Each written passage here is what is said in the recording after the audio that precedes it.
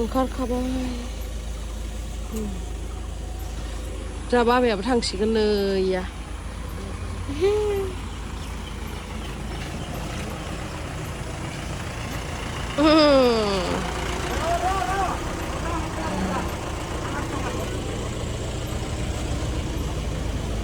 सिगाङाव सोलै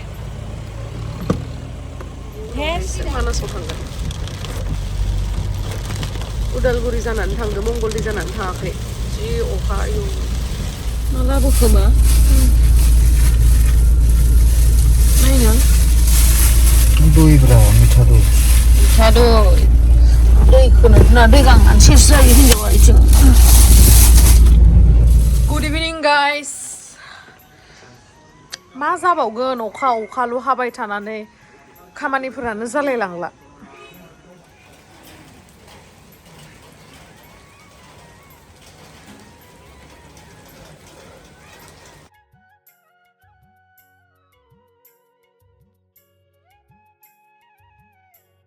नै आङो देलायखांबाय ओमफ्राय जाय एसे मेकआप खालामबाय एसे बारास नुबाय खोमा मिथिला बाट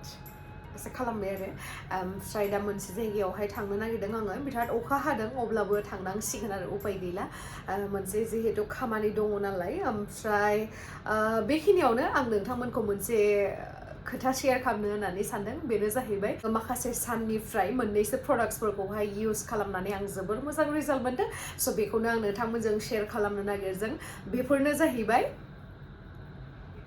दाथ' सामार सिजन जोंनि स्किनफोरा बिराद गाज्रि जायो डाल जायो सान टेन जायो बेखायनो आं दिनैहाय नोंथांमोननि सेरावहाय मोनसे प्रडाक्टनि बागै खोन्थानो होननानै सानदों आरो जाय प्रडाक्टखौ आङो इउज खालामनानै बिराद मोजां मोनदों आरो गोबाव समनिफ्रायनो आं इउज खालामगासिनो स' बेनो जाहैबाय vitamin C range by प्लाम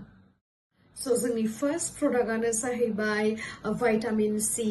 फमिंग face wash with mandarin आरो बेयावहाय माखासे इनग्रेडियेन्ट्सफोर दङ जेरैहाय इथाइलेस्कर्बिक एसिड काकाडु प्लाम आरो लोगोसे मेन्डेरिन बेयो मोनसे फमिंग फेस वाश जायनिखि जोंनि स्किनखौहाय डिपलि क्लिन खालामो आरो लोगोसे जोंनि मोखाङावहाय मोनसे एक्सट्रा ग्ल' लाबोयो आरोना आरो नोंथांमोनाथ' मिथिखायो भाइटामिन सीया बेसेबां जोंनि स्किननि थाखाय हेल्पफुल आरो बियो डालनेस बा सानटेन बा हाइपार पिगमेन्टेशननि एगेन्स्टआवहाय खामानि मावो आरो मोनसे नेचारेलि ग्ल' मोनसे लाबोयो आरो मोखाङावहाय आरो सेकेन्ड प्रडाक्टआ जाहैबाय 1.5% भाइटामिन सी टनार विथ मेन्डेरिन आरो बेयावहाय माखासे इनग्रेडियेन्ट्सफोर दङ जेरैहाय इथाइलेस्कर्बिक काकाडु प्लाम मेन्डेरिन आरो वीट्स आरो लोगोसे प्रपानेडियल स' बियो जोंनि स्किनआ जिथु डालनेस थायो बेखौहाय रिफ्रेश खालामो आरो लोगोसे बेनिफ्राय नेचारेलि ग्ल' मोनसे फैयो आरोना products जाहैबाय 15% vitamin C serum with Mandarin आरो बेयावहाय माखासे इनग्रेडियेन्ट्सफोर दङ जेरैहाय इथाइलेस्कर्बिक एसिड काकाडु प्लाम आरो लोगोसे मेन्डेरिन आरो बियो हाइपार पिगमेन्टेशनखौहाय खमायो डार्क स्पट्सफोरखौबो खमायो आरो लोगोसे डालनेसफोरखौबो मोजां खालामो आरोना ओमफ्राय स्किना ब्राइट जायो आरो लोगोसे कलाजेनखौहाय बारायो बिराद मोजां रिजाल्ट मोनदों आरो आं इउज खालामनानैहाय Last product is 3% vitamin C moisturizer with Mandarin. So बेयावहाय माखासे ingredients फोर दङ जेरैहाय इथाइलेस्कर्बिक एसिड काकाडु प्लाम आरो मेन्डेरिन आरो लोगोसे अर्गान आरो जाहैबाय आलमन्ड अइल नोंथांमोनाथ' मिथिखायो जे मयस्चराइजारा बेसेबां गोनांथि जोंनि स्किननि थाखाय मयस्चराइजारा मयस्चराइज खालामखायो आरो लोगोसे प्रटेक्ट खालामो आरो रिपेयार खालामो आरो नोंथांमोनाबो जुदि फोनाब्ला फुनबानो जाबाय बिराद मोजां रिजाल्टखौ मोनगोन आरोना रिजाल्टखौ नुगासिनो नै माबोरैहाय स्किना एसेबाबो माने मोजांसिन जायो आरो नोंथांमोनाबो बेफोरबायदिनो मोजां स्किनखौ मोननो हागोन आरो नोंथांमोना बेफोर प्रडाक्ट्सफोरखौहाय इउज खालामनानैहाय रिजाल्टखौ गावनो नुनो मोनखागोन आरो स' नोंथांमोना माखौथो नेनानै दङ आंनि डिसक्रिपसनावहाय लिंकआ होनानै दङ आरो लोगोसे नोंथांमोना 10% डिसकाउन्ट मोननो थाखाय आंनि बे क'डखौ इउज खालामनो हागोन हे गाइस खुलुमबाय नोंथांमोनखौ आंनि गुबुन मोनसे गोदान भिडिअ बरनायबावनाय थाबाय स' दिनैनि भिडिअ जाहैबाय बिराद गोबाव जाबायमोन ओंखाम सोमनानै जायाखै ओमफ्राय दिनैहाय आं सानबाय मा मुकबां भिडिअ बानायनो एक्जेक्टलि मुखबांथ' नङा जिखुनु भिडिअखौ नायलांबाय थादो नोंथांमोना ओमफ्राय बिनि उनावनो मिथिगोन माबायदि भिडिअ ना स' नोंथांमोना जुदि आंनि भिडिअखौ नायनो इन्टारेस्टेडब्ला नायलांबाय थादो ना मा होनो थुदो बिदिब्ला आंनि भिडिअखौ स्टार्ट खालामनोसै चलो साननैसोआवनो जों बर' माहारिनि थाखाय बिराद मोनसे गोजोनथाव रादाब बेनो जाहैबाय गलाघाट जिल्लानि जोंहा फंबाय जिहेतु नबजित नार्जारिया DID लिटल मास्टार सिजन 5 आवहाय टप 10 आवहाय सेलेक्शन जाबाय बिराद माने गोग्गाथावनि खोथा आरो जोङो आखाइ खबजोबनांगौ बेनि थाखाय आरो लोगोसे जों जोंनि मोजां मोननायखौ दिन्थिनो थाखाय बिथांखौहाय जोङो सापर्ट खालामनांगोन बिथांखौ भट हरनानै आरो बे भटआ दिनै सनिबार जिहेतु दिनै सनिबार दिनै 9 रिंगानिफ्राय मोनानि 9 रिंगानिफ्राय समबारनि 9 बाजि फुंनि 9 बाजिसिम बे भटिं लाइना गेवनानै थागोन स' बेयावहाय जोङो भट हरनांगोन भट हरनानै जोंनि फंबायखौ जों देरहानांगोन मानो होनोबा जों बर' जिमानखिनि गासैबो खौसेथि जानानै इउनिटि जानानैहाय बिथांखौ जोङो देरहाहोनो नांगोन आरो बे देरहाहोनायनि लामायानो जाहैबाय जों भट हरनांगोन आरो भट हरनायाबो एकदम इजि नोंथांमोनाबो दानियाथ' बयनिबो आखायाव मबाइल थाखायो स' बे मबाइलजोंहाय नोंथांमोना बे मोनसे नाम्बारावहाय मिस कल हरबानो जोंहा फंबायखौ भट होनानै देरहानो हागोन नाम्बारा जाहैबाय 915291522246 आरो खेबसे रिपिट खालामना होबावनो आङो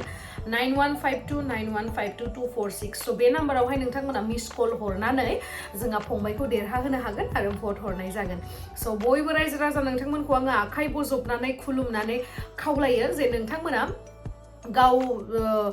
आखायाव मबाइल लानायखौ ओरैनो वेस्ट खालामालासिनो मिस कल हरनानै जोंहा फंबायखौ भट हरनानै देरहाहोबानो जाबाय बिराद देरहायोबाथ' जों बर' माहारिनि थाखाय बिराद गोजोनथाव रादाब जागोन आरो दाथ' नै टप 10 आव सेलेक्शन जाबायानो आरो बिथांनावथ' टेलेन्टनि कमि गैखाया ओरैबायदि मोजां डान्स खालामो नोंथांमोनाबो नायनो हागोन आरो नुखाबायानो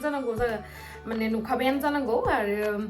स' बेखौनो जोंनि आखायाव बे मोनसे पावारा दङ स' बेखौ जों इउज खालामनांगोन स' आसा खालामो बयबो सापर्ट खालामगोन जोंहा फंबायखौ आरो जों बर' हारिनि थाखाय बिराद मोनसे गोजोनथाव रादाब लाबोगोन आं बेखौनो आसा खालामो बेनि सिगाङावनो आं बेसेबांखिनि बादुलि बेखौ नायना लाग्रोदो नोंथांमोना मर्निं गाइस ओमफ्राय नै दायो आङो सिखारखांनानैहाय आङो ब्लेक कफि लोंनो नागिरदों मार गोथाव मोनो आङो ओंखायनो लोंसै ओमफ्राय एसे फ्रेश जानानै लानोसै ओमफ्राय बे लोंनाय समावनो आंनि नेफुनि लोगोजों रायलायदोंमोन आरो ना गार' लोगो आंनि बेस्रा लोमजागासिनो दङ बेजों एसे दसे फनावहाय रायलायबाय बिनि उनाव नोंथांमोनखौ आरो लोगो मोनफिनबावगोन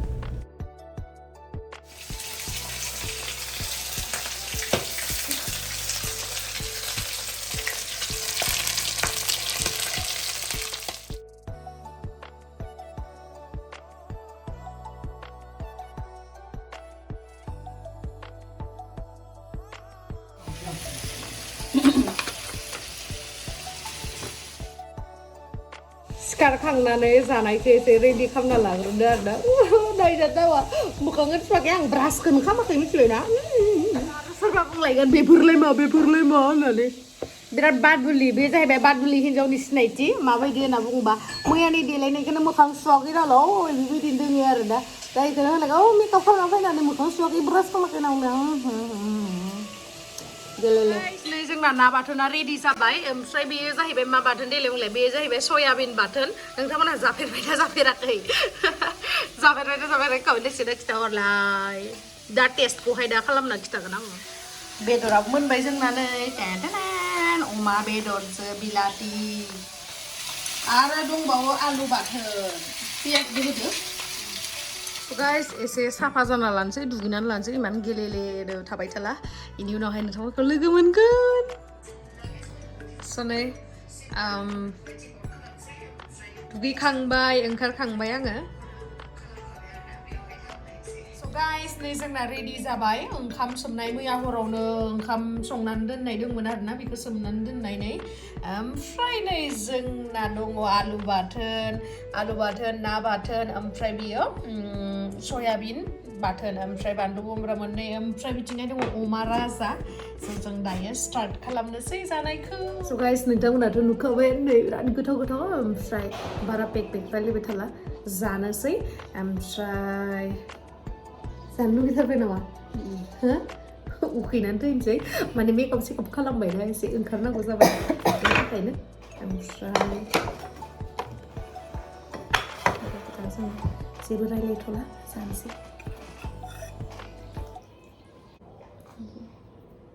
बरिया start मा जय शिव शम्भु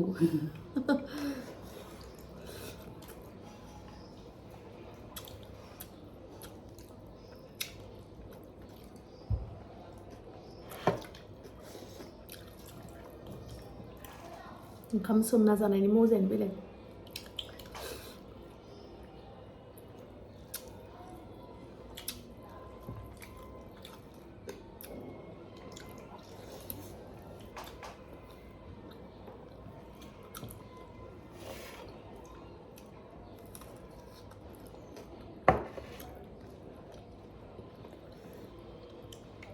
संख्रिया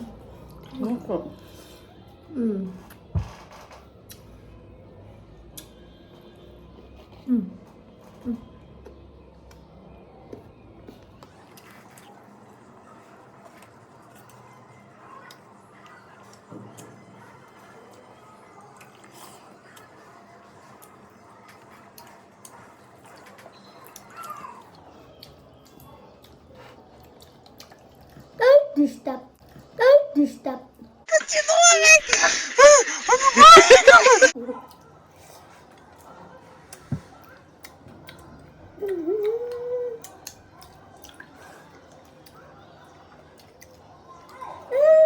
Biasa banget. Soya benar juga aja. Jenisnya pasti nggak pada nama soya benar boleh ambil. Butuh kerja guys.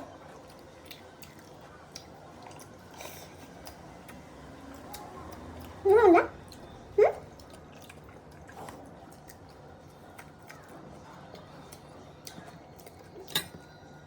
Harus dipikirkan kemana? Gimana?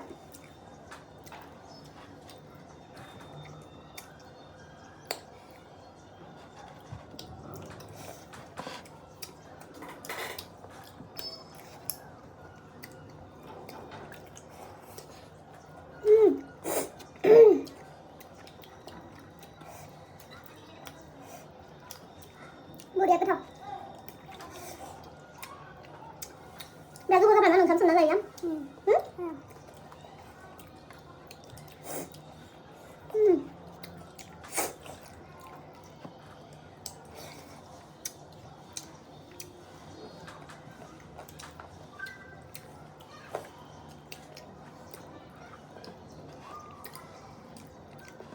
Đi gần ba, cần lưng gì? Local style.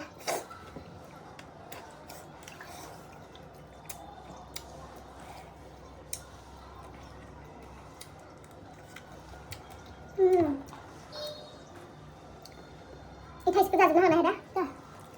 Mana? Ini selalu untuk mana? Ya. Sebenarnya makan lalu dulu.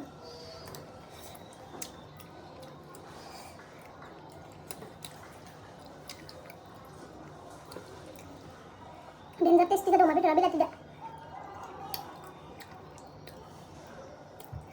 Ayo, ओरैबायदि जाबाय उदैया ओरैबायसा गोदोर जाबाय आरो ना अमा बेदरखौनो बांसिन जाबाय आं ओमफ्राय आरो बाथोन लाबारखा नालाय आंथ' मा जाबावखो जिखौनो सुनोनो हाला मिथिबायना ओरैबायदि नायनाय गोसोम जालायबाय आरो मा जाबावगोन अखाल' हाबाय थानाय गस्लायानो माने रुम गंसे जासिगोन दा सुवालासिनो दोनबाय थानाया मा जाबावगोन सान्दुं दुंदोलै आफा इसोर अननानै सान्दुं दुंदो बाङाय नायनाय जि गोसोम जादों माला आयौ ओइ नानि जानानै बोरैबा मोनसिबाय उदैखौ गयसय नांगौमोनले मिथा बानला फानो होनर' दखाननि बोरायखौ ओरैबायदि जाबाय मेंसोबाय आरो अखायानो गारला मा जाबावगोन गुवाहाटीयावबो एकदम दै लोमजोब्बाय मा जागोनसो जों थानायखिनियावहाय दै लोमो आरोना जोंना एसे माने गोजौ नालाय ओमफ्राय बैथिं गणेशगुरिथिं बा बे जोंनि हकि स्टेडियामथिंबो एसे दै लोमदों मा जाबावगोन मिथिला आरो इमान अखा बोथोराव जोंनि बे गुवाहाटी बरबारियाव जानायफोरा माहा मा थादो बहुद साननानै माने साननानै माने सानख'नो हानाय नङा आरो गावनि न'खौ सिफाय जाबाथ' बिराद दुखु जाखागोन नङा होमबा गावनि न'आनो मोनसे सम्पति सानसे बोथिसे मोनजायाबाबोथ' जों थानो हायो खिन्थु गावनि न'आनो गैयाबाथ' बिराद माने माबानि खोथा आरोना दुखुनि खोथा आइ होप मोजां जागोन सिटुवेशनफोरा आरो लोगोसे जों साफा सानैया जानाय लोंनाय हैसियाव बिस्रा गोजोननाय गैया मानो होनना बुङोबा बिस्रा न'आसो मेनथ' बेखायनो जोङो अफिसियेलि खामानिफोरखौ एसे खबर लानांगौमोन गिदिर गोलावफोरा ओमफ्राय आरो मा होनो धरनाखौथ' दा होनाय नुदों आङो धरनाखौ होबाय थाबा मोजां जागोन